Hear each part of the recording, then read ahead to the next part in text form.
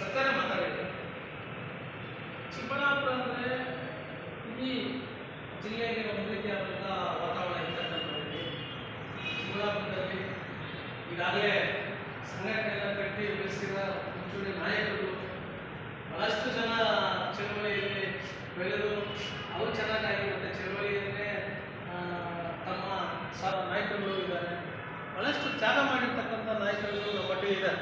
ನಮಗೆ ಕೆಲವರು ನಮ್ಮ ಜೊತೆಯಲ್ಲಿಲ್ಲ, ಕೆಲವರು ದೂರ ಇದ್ದಾರೆ, ಕೆಲವರು ತೀರ್ಕೊಂಡ್ಬಿಟ್ಟಿದ್ದಾರೆ. ಜೀನಾಂಶ ನಾಸಿಮಣ್ಣ ಗಂಗಾಧರ್ ಅನೇಕರು. ಈ ನಗರದಲ್ಲಿ ಜಯರಾಮ್ ಅಂತಿದ್ದ ನಮ್ಮ ಸ್ನೇಹಿತರು, ಅಲ್ಲಿ ಒಂದು ಕೇಂದ್ರ ಆಗೋಗ್ಬಿಟ್ಟಿತ್ತು ಚಪ್ಪಲಿ ಅಂಗಡಿ. ನಮಗೆ ಜಯರಾಮ್ ಚಪ್ಪಲಿ ಅಂಗಡಿ ಇದ್ದಾಗ ಎಲ್ಲರೂ ಅಲ್ಲಿ ಬರೋರು ಸೇರೋರು ವಿಚಾರಗಳು ಮಾತಾಡ್ಕೊಂಡು ಹೋಗ್ತಾಯಿದ್ರು. ಆ ಥರ ಕೊಂಡಿಗಳು ಕಳ್ಚೋಗ್ಬಿಟ್ಟಿದೆ ಟೌನಲ್ಲಿ. ಮಂಗಳಪ್ಪ ಹೇಳ್ದಂಗೆ ನಗರದಲ್ಲಿ ಸ್ವಲ್ಪ ಸಂಘಟನೆ ಕುಂಠಿತ ಆಯಿತು. ಈ ನಿಟ್ಟಿನಲ್ಲಿ ನಾವು ಅದಕ್ಕೋಸ್ಕರನೇ ಈಗ ನಾವು ರಾಜ್ಯ ಸಮಿತಿಯೊಟ್ಟಿಗೆ ಮಾತಾಡಿ ಶ್ರಮ ವಹಿಸಿ ಯಾರು ಏನೇ ನಮ್ಮನ್ನು ಮಟ್ಟಾಕಕ್ಕೆ ಪ್ರಯತ್ನ ಮಾಡಿದ್ರು ಕೂಡ ನಮ್ಮ ಚಳವಳಿಯನ್ನು ಉಳಿಸಬೇಕು, ನಮ್ಮ ಹಿಂದೆ ಇರ್ತಕ್ಕಂಥ ಕಾರ್ಯಕರ್ತರು ಉಳಿಸಬೇಕು, ಜಿಲ್ಲೆಯಲ್ಲಿ ಸಂಘಟನೆಯನ್ನು ನಮ್ಮದೇ ಆದಂಥ ಹೊಸ ಮಾದರಿಯಲ್ಲಿ ಹಳೆಯ ಲೀಡರ್ಗಳೆಲ್ಲ ಒಂದು ಮಾಡಿ ಸಂಘಟನೆ ಕಟ್ಟಬೇಕು ಅಂತೇಳಿ ನಾವು ಛಲ ತೊಟ್ಟು ಒಂದು ಹಠ ಮಾಡಿ ರಾಜ್ಯ ಸಮಿತಿಗೆ ಅನುಮತಿ ತಗೊಂಡು ಇವತ್ತು ಸಂಘಟನೆ ಮಾಡ್ತಾಯಿದ್ದೀವಿ. ಅದು ಎಲ್ಲ ಕಡೆ ಸಕ್ಸಸ್ ಆಗ್ತಾಯಿದೆ. ಬಾಗೇಪಲ್ಲಿ, ಶಿಡ್ಲಘಟ್ಟ, ಚೇಳೂರು, ಎಲ್ಲ ಕಡೆ ಚಿಕ್ಕಬಳ್ಳಾಪುರದಲ್ಲೂ ಜನರಲ್ ಬಾಡಿ ಮೀಟಿಂಗ್ ಚೆನ್ನಾಗಾಯಿತು. ಅನಂತರ ಕೆಲವು ಪದಾಧಿಕಾರಿಗಳು ವೈಯಕ್ತಿಕ ಇದರಲ್ಲಿ ಸ್ವಲ್ಪ ಪೂರ್ಣ ಪ್ರಮಾಣದಲ್ಲಿ ಇನ್ವಾಲ್ವ್ ಆಗ್ತಾಯಿಲ್ಲ. ಎಲ್ಲ ಮಾತಾಡ್ಬಿಟ್ಟು ಇಲ್ಲಿ ಉತ್ತಮವಾದ ಸಂಘಟನೆ ಮಾಡಲೇಬೇಕು. ನಾನು ಹಿಂದೆ ಹೇಳ್ತಾ ಇದ್ದೆ, ಮಾಡಬೇಕು. ಜಿಲ್ಲೆಯ ಎಲ್ಲ ತಾಲೂಕುಗಳಿಂದ ಒಂದು ಹಾಸ್ಪಿಟಲ್ ಸಮಸ್ಯೆ ಆಗಿರ್ಬೋದು, ನಿರ್ಗತಿ ಇಲಾಖೆ ಸಮಸ್ಯೆಗಳಾಗಿರ್ಬೋದು, ಈ ಥರ ಸಮಸ್ಯೆಗಳಿರ್ತವೆ. ಅಂಥ ಸಂದರ್ಭದಲ್ಲಿ ಚಿಕ್ಕಬಳ್ಳಾಪುರ ಜಿಲ್ಲಾ ಕಮಿಟಿ ಸ್ಟ್ರಾಂಗ್ ಆಗಿರಬೇಕು. ಜಿಲ್ಲಾ ಕಮಿಟಿ, ತಾಲೂಕು ಕಮಿಟಿ, ಜಿಲ್ಲಾ ಕಮಿಟಿ ಥರ ಸ್ಟ್ರಾಂಗಾಗಿ ಕೆಲಸ ಮಾಡಬೇಕು ಅಂತ ಹೇಳಿದ್ವಿ. ಆ ನಿಟ್ಟಿನಲ್ಲಿ ನಾವು ಮುಂದೇನು ಆ ಥರ ಚಳವಳಿಯನ್ನು ಕಟ್ಟಬೇಕು.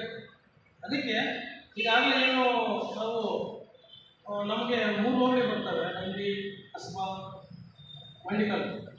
ಜೆಡ್ಪಿಗಳು 4 ಬರ್ತವೆ ಜಿಲ್ಲೆಗಳಲ್ಲಿ. ಅದ್ರ ಜೊತೆಗೆ ನಗರ. ಈ ನಗರ ಎಲ್ಲರೂ ನಾವು ನಗರ ಶಾಖೆ ಆಗೋಗ್ಬಿಟ್ರೆ ಫಸ್ಟು, ಮತ್ತು ಹೋಬಳಿ ಸಮಿತಿಗಳನ್ನ ಮಾಡೋಕ್ಕೆ ನಮಗೆ ಅನುಕೂಲ ಆಗುತ್ತೆ. ಅದರಿಂದ ಏನು ಮಂಗಳಪ್ಪ ಹೇಳಿದ್ದಾರೆ, ನಾನು ಸಂಪೂರ್ಣವಾಗಿ ನಿಮ್ಮ ನಗರದಲ್ಲಿ ಸಂಘಟನೆ ಕಟ್ಟೋದಕ್ಕೆ ಯಾವುದೇ ಸಂದರ್ಭ ಆಗಲಿ, ಯಾವುದೇ ಸಮಯ ಆಗಲಿ ಸಂಪೂರ್ಣವಾಗಿ ನಿಮ್ಮ ಜೊತೆ ಇರ್ತೀನಿ. ಒಳ್ಳೆಯ ನಗರ ಶಾಖೆಯನ್ನು ನಾವೆಲ್ಲ ಕಟ್ಟಿ ಚಳವಳಿಯನ್ನು ಬೆಳೆಸಬೇಕು ಅಂತ ನಮಗೂ ಭಾಳಷ್ಟು ಆಸೆ ಇದೆ. ಆ ಕೆಲಸ ಮಾಡೋಣ.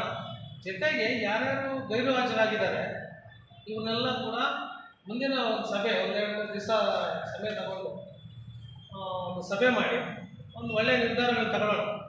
ಈಗ ಯಾಕಂದರೆ ನಾವು ಇವತ್ತು ಸಭೆನ ಮುಂದೂಡ್ಬೋದಾಗಿತ್ತು, ಮುಂದೂಡೋದ್ರಲ್ಲಿ ಅರ್ಥ ಇರೋಲ್ಲ. ಬಂದಿರ್ತಕ್ಕಂಥವ್ರು ಕೆಲಸ ಕಾರ್ಯಗಳು ಬಿಟ್ಟು ಸಭೆ ತಂದಿರ್ತಾರೆ. ಕನಿಷ್ಠ ಅವ್ರ ಅಭಿಪ್ರಾಯಗಳ ಸಂಗ್ರಹಣೆ ಮಾಡಿ ಮುಂದೆ ಏನು ಮಾಡಬೇಕು ಅಂತಕ್ಕಂಥ ಒಂದು ತೀರ್ಮಾನ ತಗೊಳ್ಳೋದಕ್ಕಾದ್ರೂ ಚರ್ಚೆ ಮಾಡೋಣ ಅಂತ ನಾವು ಇವತ್ತು ಚಲಪತಿನ ಕೋಟಾಪುರದಲ್ಲಿ ಕರೆಸ್ಕೊಂಡಿದ್ವಿ. ಆ ನಿಟ್ಟಿನಲ್ಲಿ ನಾವು ಒಳ್ಳೊಳ್ಳೆ ಸಜೆಷನ್ಸ್ ಬಂತು. ಈಗ ವೆಂಕಟೇಶಪ್ಪ ಆಗಿರ್ಬೋದು ಎಲ್ಲ ಮಾತಾಡೋದು. ಯಾಕೆಂದರೆ ಯಾವತ್ತೂ ಪೂರ್ಣ ಪ್ರಮಾಣದಲ್ಲಿ ಸಮಿತಿ ಇದ್ದರೆ ಮಾತ್ರನೇ ಸಂಘಟನೆ ಬಲವ ಕಟ್ಟಲಿಕ್ಕೆ ಸಾಧ್ಯ. ನಾವು ಎಷ್ಟೇ ಗಟ್ಟಿಯಾಗಿದ್ದರೂ ಒಬ್ಬರು ಮಾಡೋಕ್ಕಾಗಲ್ಲ. ಇದು ಸಾಮೂಹಿಕವಾಗಿ ತೀರ್ಮಾನ ತಗೊಳ್ಳೋಂಥದ್ದು. ಸಾಮೂಹಿಕವಾಗಿ ಸಂಘಟನೆ ಕಟ್ಟಿದಾಗ ಮಾತ್ರ ಚಳುವಳಿ ಬಲ ಬರ್ತದೆ. ಒಬ್ಬರಿಂದ 10 ಜನ ಆಗ್ತಾರೆ, 10 ಜನ 100 ಜನ ಆಗ್ತಾರೆ, 100 ಜನ 1000 ಜನ ಆಗ್ತಾರೆ, 1000 10,000 ಜನ ಲಕ್ಷ ಆಗ್ತಾರೆ. ಈ ರೀತಿಯಾದಂಥ ಒಂದು ಸಿಸ್ಟಮನ್ನು ಅಳವಡಿಸ್ಕೊಂಡು ಏನು ಬಾಬಾ ಸಾಹೇಬ್ ಅಂಬೇಡ್ಕರ್ ಅವರು ನಮಗೆ ಒಂದು ಅಸ್ತ್ರ ಕೊಟ್ಟಿದ್ದಾರೆ, ಶಿಕ್ಷಣ, ಸಂಘಟನೆ, ಹೋರಾಟ ಅಂತ. ಆ ಹೆಸರನ್ನು ಬಳಸಿ ಸಂವಿಧಾನದಲ್ಲಿ ನಮಗೆ ವಿಶೇಷವಾದಂಥ ಹಕ್ಕುಗಳಿದ್ದಾವೆ. ಸ್ವತಂತ್ರವಾಗಿ ಮಾತನಾಡೋಕ್ಕೂ, ಸಂಘಟನೆ ಕಟ್ಟೋಕ್ಕೂ, ನಮ್ಮ ಇಷ್ಟ ಬಂದಂತೆ ನಾವು ಸಮಾಜದಲ್ಲಿ ಬೆಳೀಬೇಕು, ನಾವು ಮಾತಾಡ್ಬೋದು, ನಮ್ಮ ಇಷ್ಟವಾದ ಬಟ್ಟೆ ಹಾಕ್ಬೋದು. ಆ ರೀತಿಯಾದಂಥ ಒಂದು ವ್ಯವಸ್ಥೆನ ಸಂವಿಧಾನದಲ್ಲಿ ಸ್ವತಂತ್ರ ಕೊಟ್ಟಿರೋದ್ರಿಂದ ಇದ್ರ ಜೊತೆಗೆ ನಾವು ಮಹಿಳಾ ಸಂಸ್ಥೆಗಳನ್ನು ಮಾಡಬೇಕು, ಮತ್ತು ವಿದ್ಯಾರ್ಥಿ ಒಕ್ಕೂಟ ಸಂಸ್ಥೆಗಳನ್ನ ಮಾಡಬೇಕಾಗುತ್ತೆ. ಈ ಹಿಂದೆ ನಾವು ಯಾವುದೇ ಸಭೆ ಆಗಲಿ ಹಾಸ್ಟೆಲಲ್ಲಿ ಸಭೆಗಳು ಮಾಡ್ತಾಯಿದ್ವಿ. ನಾವು ಕಾಲೇಜ್ ಹಾಸ್ಟೆಲಿದ್ದಾಗ ಅಲ್ಲಿಂದಲೇ ಒಂದು 4 ಜನ ತುಂಬಿಸ್ಕೊಂಡು ಹೋಗ್ತಾಯಿದ್ವಿ. ಟಿಫನ್ ತಿಂದ್ಬಿಟ್ಟು ಹಂಗೆ ಹಾಸ್ಟೆಲಿಂದಲೇ ಕಾರ್ಯಕ್ರಮಕ್ಕೆ ಹೋಗಬೇಕು. ಆ ಥರ ಇದ್ದು ನಾವು ಕಾಲೇಜಲ್ಲಿದ್ದ. ಈಗಿನ ಕಾಲೇಜ್ ಹುಡುಗರಿಗೆ DSS ಅಂದ್ರೆ ಗೊತ್ತಿಲ್ಲ. ಅವರೆಲ್ಲ ನಾವು ಬೇರೆ ಸಂಘಟನೆ ಮಾಡ್ತಾರೆ. ಕರ್ನಾಟಕ ರಾಷ್ಟ್ರ ವೇದಿಕೆ ನೋಡ್ತಾರೆ, ಬಜರಂಗ ದಳ ನೋಡ್ತಾರೆ, VHPನ SFI, ಈ ಥರ SFI ಕೂಡ ಪ್ರೋಗ್ರೆಸಿವ್ ಸಂಘಟನೆ. ಅದು ಬಿಟ್ಟು ಬೇರೆ ಬೇರೆ ಕೋಮುವಾದಿ ಸಂಘಟನೆ ಜೊತೆಗೆ ಹೋಗ್ತಾ ಇದ್ದಾರೆ ನಮ್ಮ ಹುಡುಗರಲ್ಲ. ಅದರಿಂದ ವಿದ್ಯಾರ್ಥಿ ಸಂಘಟನೆ ಕಟ್ಟಬೇಕು, ಮಹಿಳಾ ಸಂಘಟನೆ ಕಟ್ಟಬೇಕು.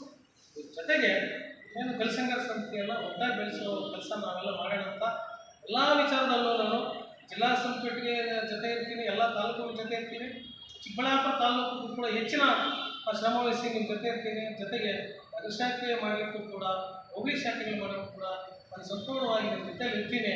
ನಾವು ಇಷ್ಟೇ ಜನ ಸಾಕು, ಇಡೀ ತಾಲೂಕಲ್ಲಿ ಒಳ್ಳೆ ಸಂಘಟನೆ ಕಟ್ಬೋದು.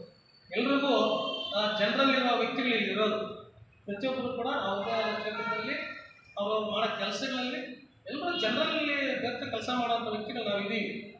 ಅದರಿಂದ ನಾವು ಇಲ್ಲಿ ಸದ್ಯಕ್ಕೆ ಸ್ವಲ್ಪ ತಡ ಆಗಿದೆ, ಆದರೆ ಮುಂದೆ ಬಲವಾಗಿ ಕಟ್ಟಲಿಕ್ಕೆ ನಾವೆಲ್ಲ ಒಂದು ಕಂಕಣಬದ್ಧರಾಗಿರೋಣ, ಏನು ದೇಶವನ್ನು ಉಳಿಸೋಣ ಅಂತೇಳಿ ಸಂದರ್ಭದಲ್ಲಿ ನಾನು ನನ್ನ ಸ್ವಂತ ವೈಯಕ್ತಿಕ ಅಭಿಪ್ರಾಯ ತಿಳಿಸ್ತಾ ಇದ್ದೇನೆ.